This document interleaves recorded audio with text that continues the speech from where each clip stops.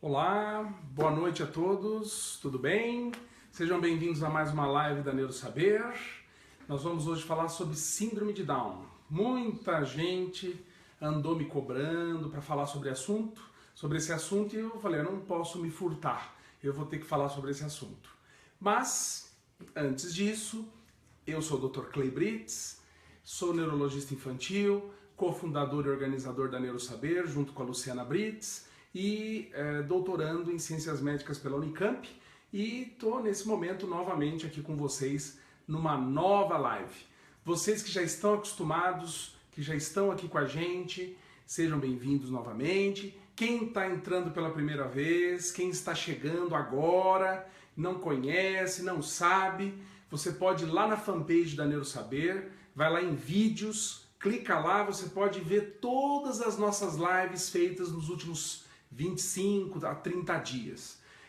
Habitualmente nós da Neurosaber fazemos lives toda terça, toda quinta, às 9 horas da noite, falando de assuntos diversos de desenvolvimento e comportamento infantil, e no domingo, às 9 horas da noite, a gente fala sobre autismo, algum assunto referente a autismo.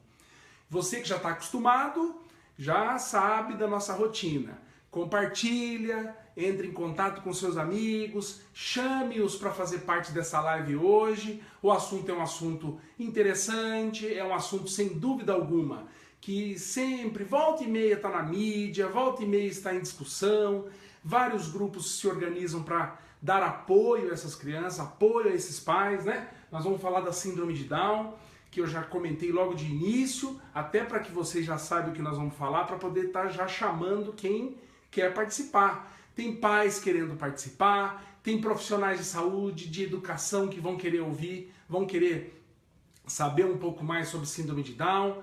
Tem, sem dúvida alguma, profissionais não médicos que conduzem essas crianças em seus consultórios, né? Quem faz parte das APAES ou faz parte das escolas regulares e quer saber um pouquinho mais na parte de educação especial, nós vamos fazer alguns comentários aqui sobre isso. E eu acho que é um assunto que interessa muito, não é verdade? Vocês concordam? Faz um joia ou um coraçãozinho aí, se vocês concordam ou não. Quantas pessoas tem, Lu?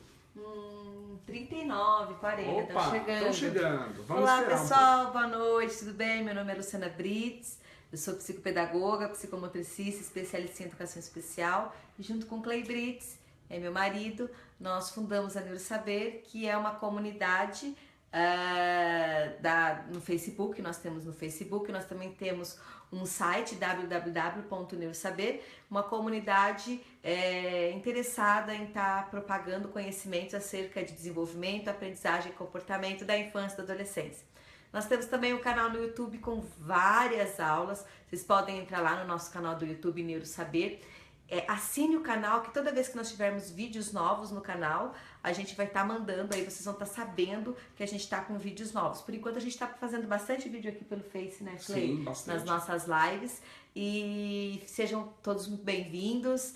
Eu gosto sempre de me apresentar, porque às vezes vocês vão escutar o Clay falando lá, eu falando aqui, então, para vocês estarem cientes. Então, eu sou Luciana e junto com o Clay a gente fundou aí, trabalha com muito carinho e muita boa vontade aí na Neurosaber, pra gente estar compartilhando conhecimentos com várias pessoas do Brasil e do mundo. Bom? Então, sejam todos muito bem-vindos. Coloquem aí de onde vocês são, o que vocês fazem.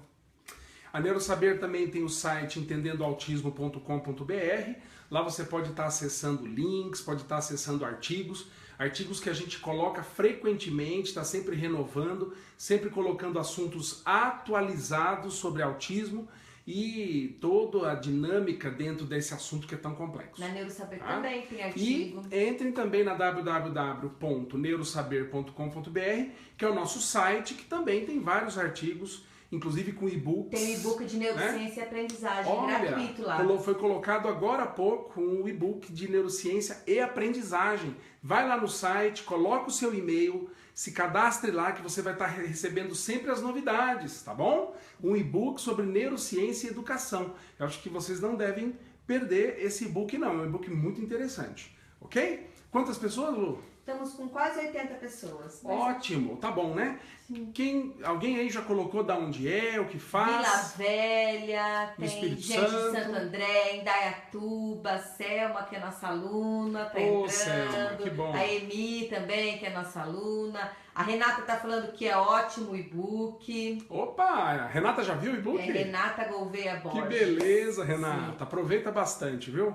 É todo com referência bibliográfica, Sim. é todo pautado em Olha, ciência. isso é uma coisa muito importante. A Neurosaber não coloca nada que não tenha evidência científica, tá? E tudo baseado numa visão multidisciplinar. Ó, a Cristiane Pedrelli, o filho dela tem 6 anos, tem síndrome de Down. Tá agora no primeiro ano, ela é de Indaiaí, Santa Catarina. Olha que bom, muito bem, já tá tendo um bom desenvolvimento pelo que parece. E Santa Catarina é um estado muito bom para processos inclusivos. Isso é muito bom saber. Olha, tem gente aqui pertinho, a Neiriane, psicóloga de Faxinal em Marilândia do Sul. Opa, ô Miriane.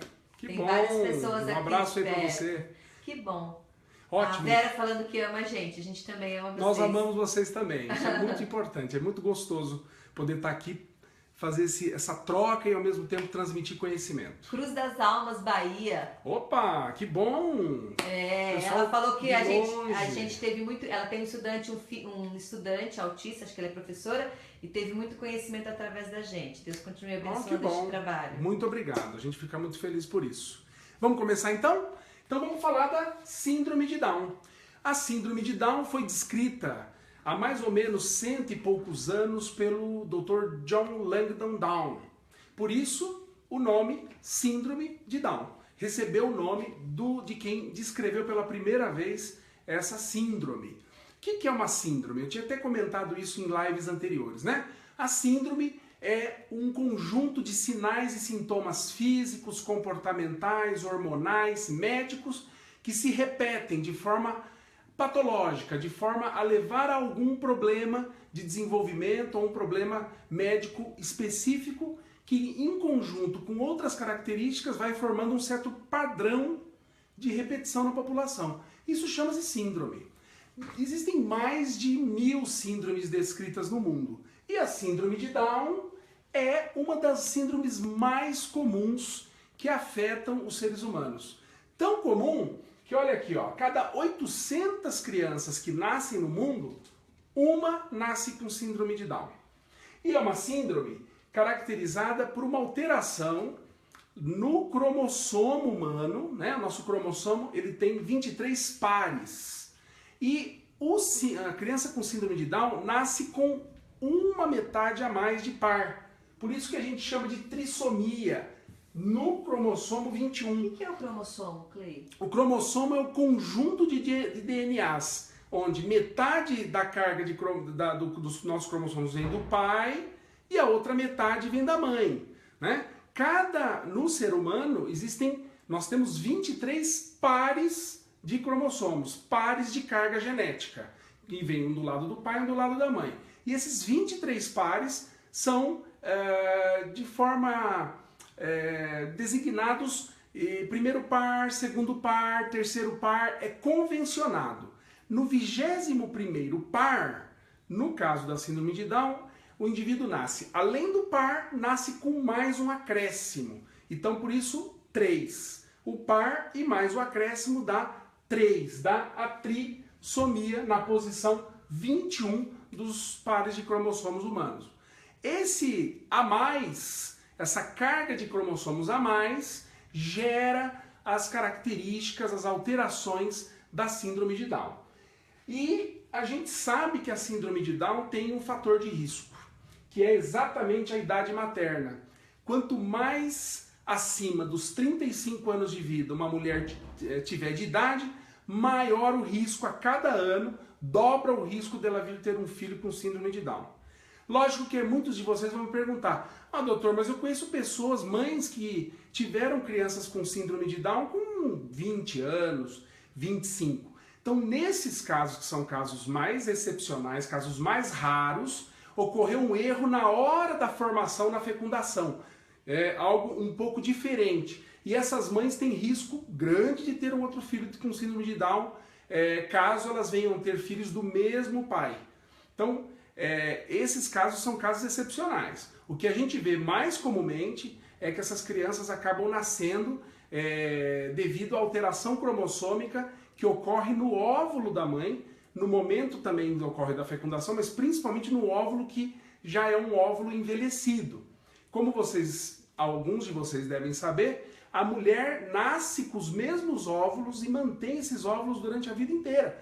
Então, depois de uma certa idade, esses óvulos correm o risco de errarem, de cometerem erros, por já serem óvulos mais envelhecidos. E é o que acaba acontecendo não só com a síndrome de Down, mas a gente sabe, por exemplo, que o autismo tem relação com a idade materna, os transtornos de desenvolvimento como um todo, TDAH, deficiência intelectual, tem relação com a idade materna, e nós estamos cada vez mais percebendo na nossa sociedade que as mulheres estão tendo filhos mais velhas, estão cuidando da sua vida profissional e estão tendo filhos mais velhos. Então isso talvez seja um fator que possa estar aumentando o risco de nascimento de crianças com Down. A Cristiane Pedrelli disse que teve o primeiro filho dela com síndrome de Down com 27, depois teve mais 2 filhos sem síndrome. Ótimo, você teve sorte, né? Você teve sorte, vamos dizer, de certa forma. Por quê? Porque os outros 2 filhos não foram afetados pela síndrome. Não é sempre, né, Cleia? É uma probabilidade. É uma probabilidade, são riscos. É igual o indivíduo que fuma, você vai dizer, ele vai ter câncer?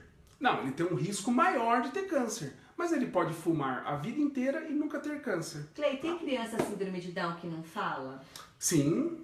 Tem gravidade, tem graus, né? Isso é uma coisa muito importante. Quando a gente vê na imprensa mostrar a criança com Down, na maioria das vezes a televisão mostra crianças com Down de nível leve.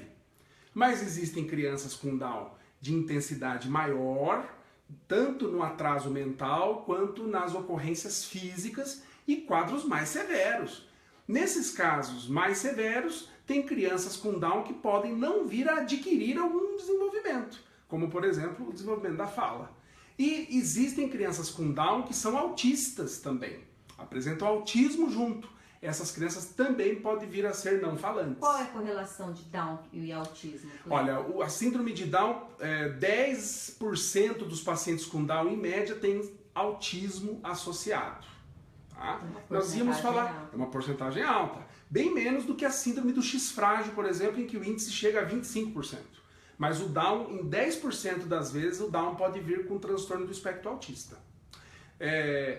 E uma coisa muito importante, a hiperatividade também pode ocorrer nessas crianças, né? Essas crianças podem ter um nível de aprendizado altamente variável, tem Downs que vão aprender a ler, tem Downs que vão conseguir, inclusive, interpretar alguns textos, mas existem crianças com Down que nunca vão conseguir aprender a ler, porque apresentam um nível de deficiência intelectual muito intenso. Cleia, a Jussara, ela está falando de autismo, não está falando de Down, mas é uma pergunta importante. Ela teve um filho autista, o próximo filho pode ser autista também? Ela teve ele com 33 e já tem 40 anos. Olha, o risco é grande. Você tem 2 riscos para ter outro filho com autismo. Primeiro, o fato de ter tido o primeiro com autismo. Isso já aumenta o risco. E agora você com 40 anos tem um risco muito maior de vir a ter um filho autista. Clay, por que Down tem comprometimento no coração? Porque a trissomia do 21, assim como a maioria das doenças sindrômicas que afetam o número de cromossomos, levam, na sua grande parte das vezes, a alterações neurológicas e cardíacas. E a síndrome de Down tem alteração cardíaca exatamente por causa dessa quantidade a mais de cromossomos. Então, por exemplo, as 2 malformações cardíacas mais comuns são o chamado AVC, que é o átrio venoso comunis, que é quando não forma a parte que separa os ventrículos e os átrios do coração. E a outra malformação muito comum no coração do Down é o chamado CIA, que é a comunicação interatrial.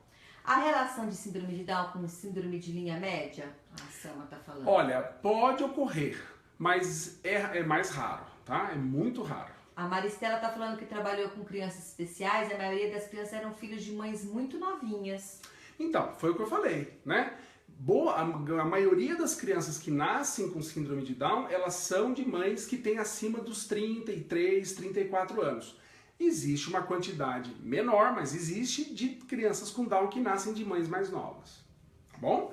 A idade materna é apenas um fator de risco. Existem outros fatores que a gente não conhece, que podem gerar filhos com Down. A Júlia está perguntando, tem um aluno que tem síndrome de Down, às vezes ele é agressivo, mania de bater, mãos, tiques, seria espectro autismo? Olha, pode ser, tem que investigar. Como é que é a socialização dele, como que ele brinca, né? Se ele entende, ele sabe se comunicar e sabe dar continuidade a um diálogo. Então tem que observar tudo isso também para verificar se tem ou não sinais autísticos. Toda criança com Down precisa ser investigada e acompanhada durante o seu desenvolvimento para ver se ela pode vir a desenvolver transtorno do espectro autista. Tá bom? Então, o que caracteriza o Down, né? O que mais é clássico da síndrome? Primeiro, a face típica, né? Quem já nunca viu, quem não sabe qual é a face de uma criança com Down, né?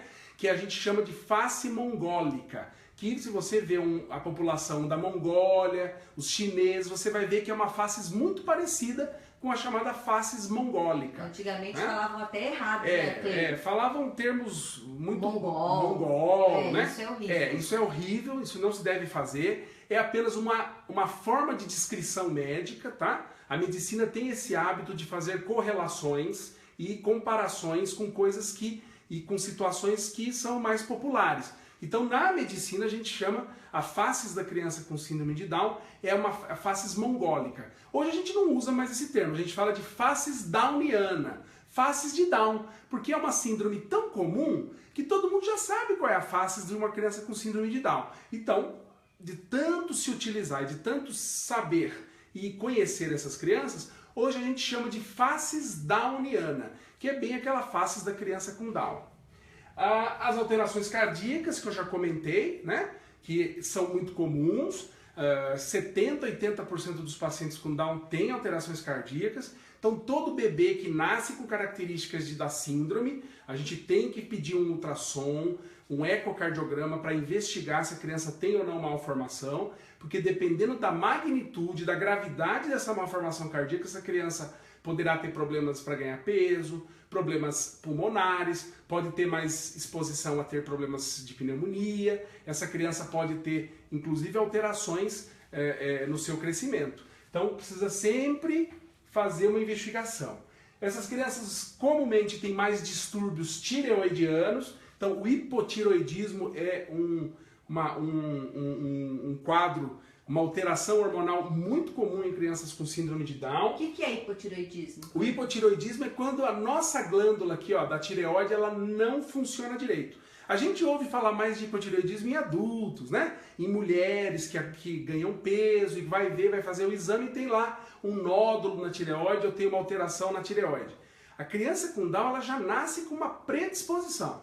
Não quer dizer que vai desenvolver hipotireoidismo, mas boa parte delas podem desenvolver. Uma coisa muito comum no Down é uma imunodeficiência. Eles têm mais tendência a pegar infecções, principalmente pulmonares, respiratórias, né? Eles têm mais risco de desenvolver infecções urinárias e são crianças mais expostas a, quando pegar uma infecção, tem que agir rápido, tem que medicar prontamente, porque eles podem evoluir de forma muito ruim e são crianças que têm uma dificuldade de se defender de infecções. Então, por exemplo, pneumonia, essas coisas, pode levar ao óbito? Pode matar. Criança com Down, que pega uma pneumonia, geralmente você já tem que entrar com antibiótico de amplo espectro, até internar e fazer medicação endovenosa, porque o risco de evoluir mal é muito grande, tá?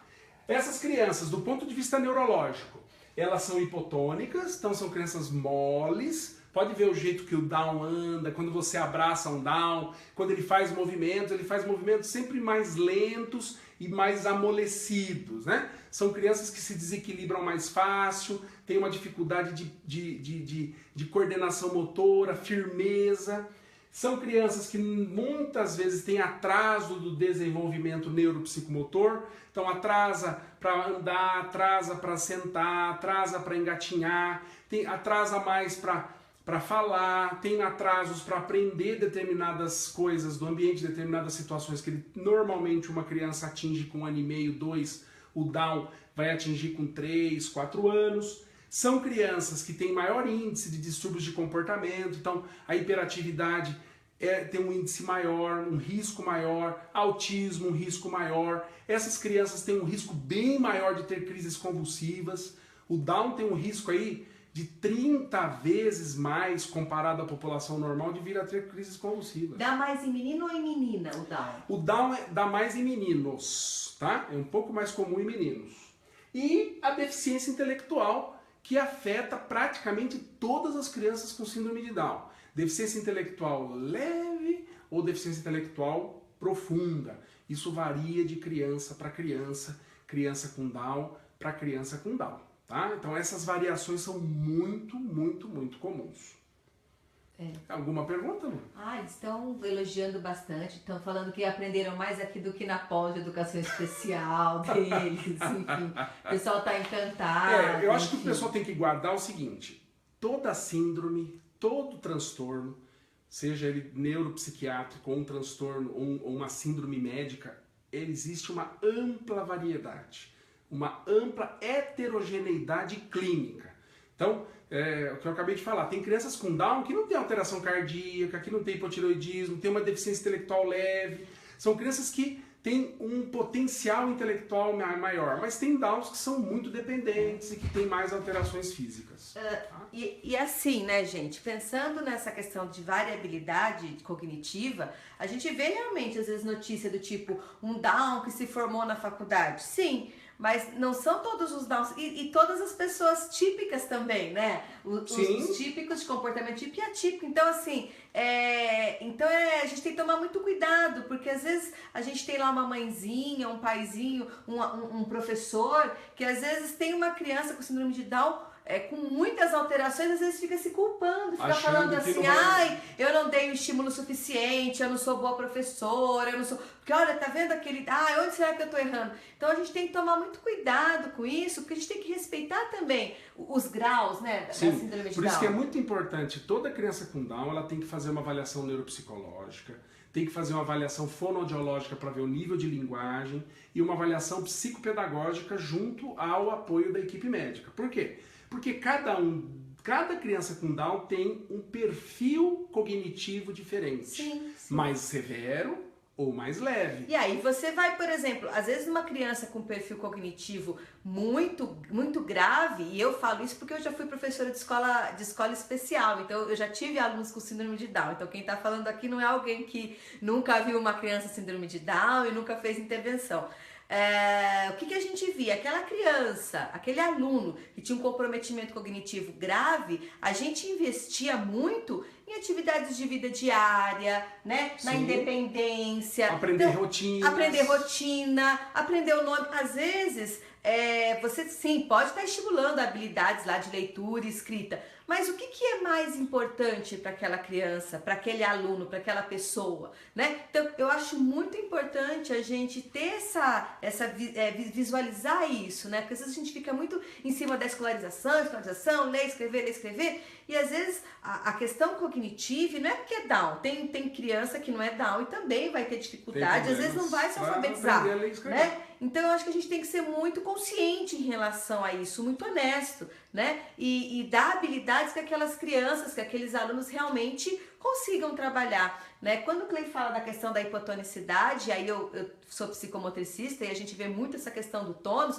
Por que o Down tem essa alteração para falar, por exemplo? Porque a boca é toda permeada de questão de tônus, de musculatura, a questão do andado, engatinhado, escrever. Então, tudo que exige essa questão sistematizada motora, todas essas praxias, elas vão ser todas alteradas no Down, porque ele tem um tônus de base, uma base de tônus, né? Ele é hipotônico, então tudo que demanda de movimento vai ser complicado. Então, qual que é a dica que a gente dá para esses pais? Né? Trabalhar com exercício físico, com esse bebezinho, com essa criança, trabalhar com físio, enfim, trabalhar para estimular cada vez mais essa tonicidade, tirando desse perfil hipotônico. Até porque o Down tem tendência a engordar. A tendência a engordar, exatamente. Então, eles costumam comer, tem alguns muito mais, transtornos alimentares. Eles costumam ter isso mesmo. Então é bom realmente já fazer atividade física, não só por motivos psicomotores, mas também por motivos nutricionais e para evitar a obesidade, que é muito comum em crianças com Down. No caso, por exemplo, de crianças com síndrome de Down, mas ele não é verbal, ele não fala. Use o TEACH, né? Às vezes a gente fala do TEACH, as pessoas têm mania de pensar no TEACH somente como um apoio para autismo. E não, o TEACH serve para várias, o PECS, enfim. Quer dizer, a questão da linguagem, algumas crianças com síndrome de Down às vezes não vai desenvolver linguagem, sim, né? Ele assim fala, como né? a Mas fala, isso, outro linguagens. tipo de linguagem, isso, Cleiton, desculpe, a fala. Então é bem interessante assim a gente tá tentando ver isso de uma forma, porque às vezes a gente fala, meu aluno Down é assim, mas é uma característica pessoal às vezes do próprio aluno, isso, né, da própria criança. Por isso que é importante fazer uma avaliação neuropsicológica, fonoaudiológica e psicopedagógica, porque aí o professor também passa a ter uma base da onde ele pode chegar, de qual é o potencial da criança. E se aquele potencial vai conseguir ser realmente transpassado, ultrapassado, ou se esse potencial vai limitar. E se você vai ter que buscar outros caminhos. Tá bom? Ficou claro? Vocês entenderam bem? Olha, quem perdeu a live de hoje, pode ir lá na fanpage da Neurosaber, fica gravado lá, entre em vídeos e você pode estar vendo essa live, quem não teve condições de poder estar assistindo a gente hoje. Compartilha. Tá, compartilha. É importante. Envie para pessoas que você sabe que vai ganhar muito com o conhecimento de hoje, seja ela pai ou mãe ou seja profissional, né? Entre em contato, entre nos nossos sites, vai no YouTube, essa live, como eu já falei, vai ficar lá na fanpage. Aproveitem, gente. E essas crianças, Débora, precisam de adaptação curricular. Óbvio, precisam sim. Tem que fazer adaptação curricular. Elas apresentam uma limitação neurobiologicamente determinada. Então precisa de ter um apoio diferenciado. Então a adaptação curricular, naturalmente, ele deve ser feito. Amanhã onde você vai estar, Cleiton? Olha, amanhã eu estou indo para Ribeirão Preto, vou participar do Aprender Criança, sou um dos palestrantes. Lá eu vou dar uma palestra sobre segredos e insights no tratamento e na abordagem de crianças com TDAH.